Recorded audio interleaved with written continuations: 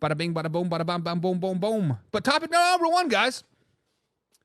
Burning question Friday here, AFC North edition. If you guys got any questions about the AFC North, we've been talking about AFC North all week long. Let's end the week out with the AFC North. And when we look at the AFC North, I think it's going to be a very, very competitive division all season long. As I have the Bengals only winning 8 games and the Ravens winning 12 games, there's a 4-game separation there that, one team gets hot, one team gets not. The whole thing can flip around. I think it is the AFC North is the most wide open, most competitive, most convoluted division, hands down. So when we ask the question, who has the most to lose this season in the AFC North? And I think the question or the answer is very, very obvious. When you look across the AFC North, what team has the most to lose? What player has the most to lose? And that is on one team, and that's the Baltimore Ravens. The Baltimore Ravens this season in the AFC North have the most to lose. Lamar Jackson has the most to lose in Baltimore. What do I mean by that? When it's a lose-lose situation for the Baltimore Ravens this season, this is what I mean. Everybody's expecting the Baltimore Ravens to make it to the Super Bowl AFC Championship game.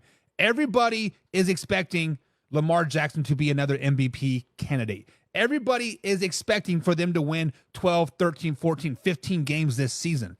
Everybody is expecting them to win the division. If they do those things, well, you're supposed to do those things. What are you patting yourself on the back for? Now go win the big game, right?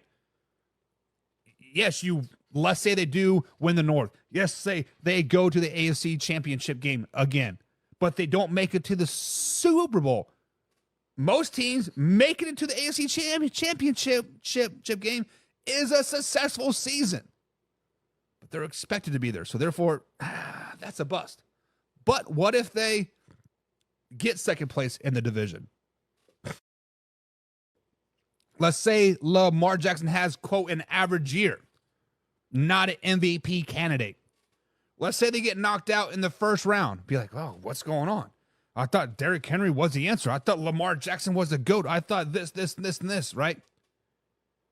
I think, truthfully, that the Baltimore Ravens have the most to lose this season. They're expected to be here, and if they get just here, it's a lose. If they get down here, it's a loss. If they get down here, it's a loss. If they're here, meaning make it to the Super Bowl, well, you're expected to be there. It's about time Lamar Jackson stepped up and played in January. It's about time that your defense stepped up and played well in January. It's about time John Harbaugh isn't just a regular season coach. The Baltimore Ravens guys have the most to lose this season.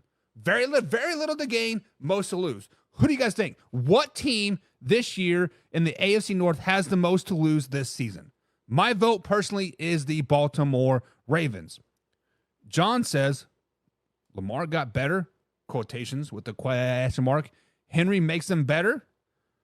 That's what people are blouting about. I call bullshit, he says. If Henry is there to take a runs away from Lamar, leaving Lamar to throw the ball with a big eyes emoji, then they're going to go 9-7. Steeler gang all day long. So, John, let me piggyback on what you have to say. I have been one of the biggest Lamar Jackson critics. Many people say I am a Lamar Jackson hater. I am a, quote, a player hater. With that being said, the reason why I am critical of Lamar is because of his passing ability. When you watch him just sit in the pocket and pass the ball, he's not very good. He is a below average pocket quarterback. What makes Lamar Jackson great, MVP level, and effective quarterback is being able to roll the pocket, roll the ball, roll out, and throw the ball downfield on the run. And usually he's pretty accurate when he does that.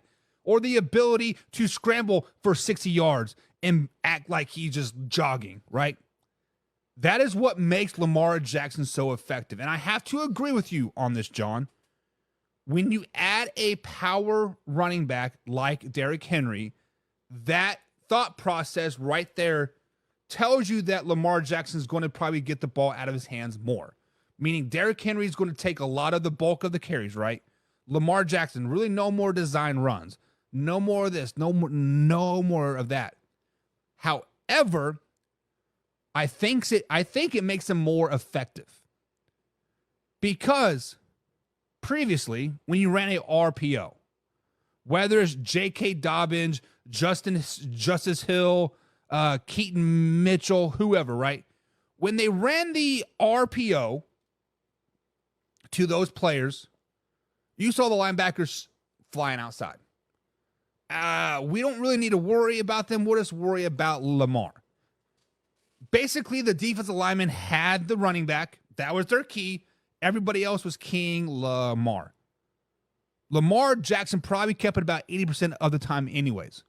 Now, if you have a back like Derrick Henry in there, if you do that same formula, we want to take the ball out of Lamar Jackson's hands. Linebackers are going to fly up, force them to give Derrick Henry the ball. Derrick Henry is fast enough. Derrick Henry is big enough. Derrick Henry is agile enough. If and when he gets past the defensive line, he is taking it to the house. Linebackers are bailing.